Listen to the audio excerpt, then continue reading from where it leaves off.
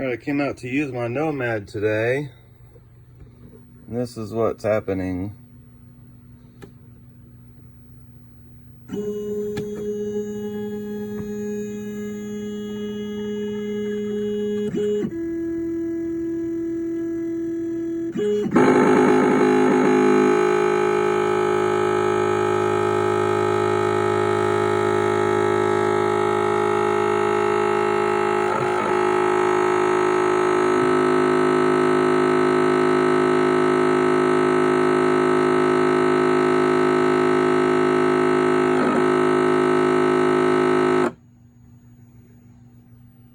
Never tries to go down to the home switch, and then I get an error that says homing failed, could not find limit switch.